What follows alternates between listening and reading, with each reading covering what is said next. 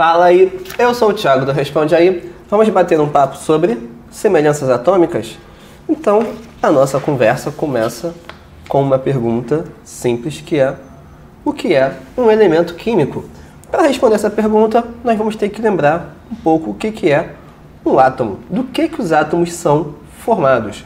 Então, os átomos são formados por algumas partículas subatômicas, que são elas os prótons, os nêutrons e os elétrons. Os prótons, eles vão ter massa, vão ter uma unidade de massa atômica, esse uma aqui é a unidade de massa atômica, ok? E carga mais um.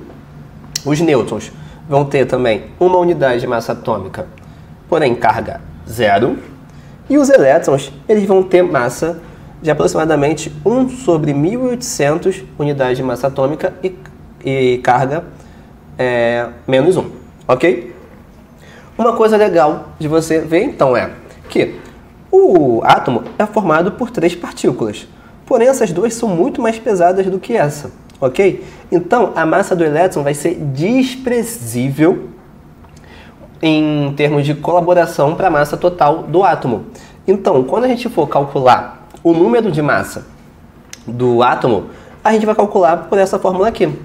O número de massa representado pela letra A vai ser igual ao número de prótons mais o número de nêutrons, já que cada um tem massa 1, entendeu? Tem uma unidade de massa atômica.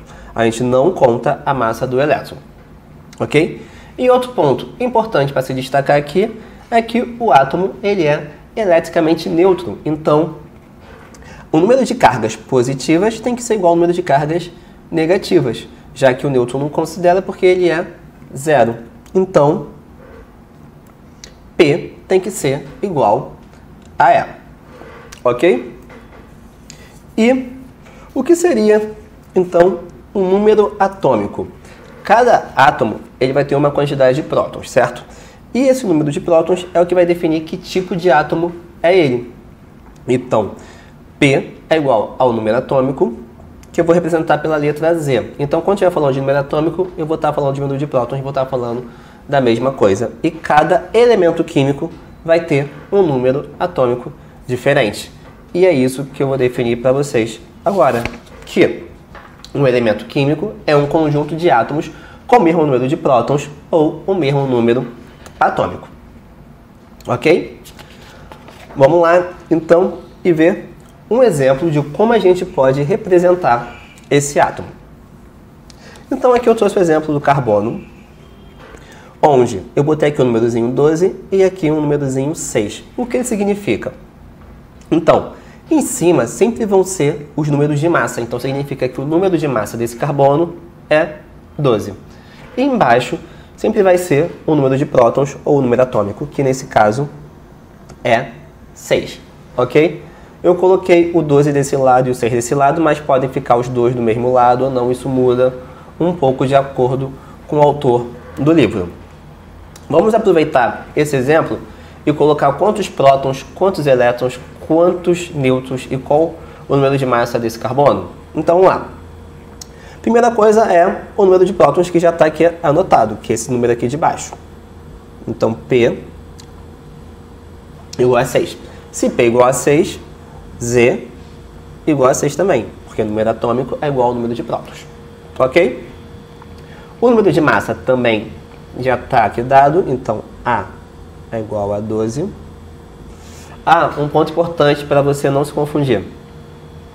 O número de massa sempre vai ser maior do que o número de prótons, ok? Caso você fique na dúvida quem é quem, o número de massa é sempre maior. Vamos calcular agora o número de nêutrons. Como eu disse, A é P mais N, então N é A menos P. É só passar o P para o lado para cá, diminuindo. Então, N é 12 menos 6, que é igual a 6 também. Ok? Por fim, o número de elétrons, que vai ser igual ao número de prótons, que vai ser também igual a 6. Aí eu te faço uma pergunta.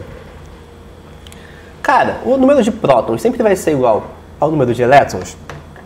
Não, não vai. E é isso que eu vou falar para vocês agora.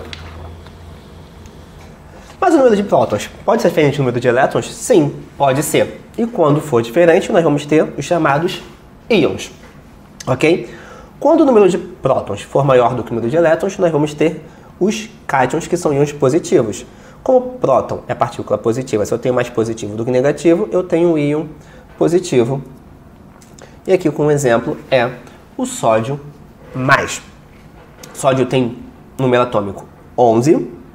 E quantos elétrons ele vai ter? No caso, ele vai ter 10 elétrons, ele vai ter um elétron a menos. Por que ele vai ter um elétron a menos e não um próton a mais?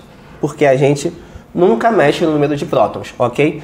O que o átomo vai fazer é perder ou ganhar elétron, mas ele não vai perder ou ganhar prótons, ok? Então, o sódio é um átomo que perdeu um elétron e ficou positivo, perdeu uma carga negativa e ficou positivo. Outro exemplo, no caso, o outro caso, seria quando a gente tiver mais elétrons do que prótons. Então, a gente vai ter os chamados ânions, que são íons negativos. Novamente, nesse caso, também não vamos mexer no número de prótons. No caso, o átomo ganhou um elétron. Eu trouxe como exemplo aqui para vocês o oxigênio. É menos 2. Significa o quê? Que ele ganhou 2 elétrons, então ele está com 10 elétrons. Mas, Thiago, você falou que o sódio está com 10 elétrons, o oxigênio aqui também está com 10 elétrons. Podem haver coincidências? Sim, podem haver coincidências no número de elétrons, não só o número de elétrons, como também o número de prótons, nêutrons, o número de massa, que é o meu próximo assunto, que é o quê? Podem haver outras coincidências? Sim, e essas coincidências têm nomes. Quando a gente tem o mesmo número de prótons,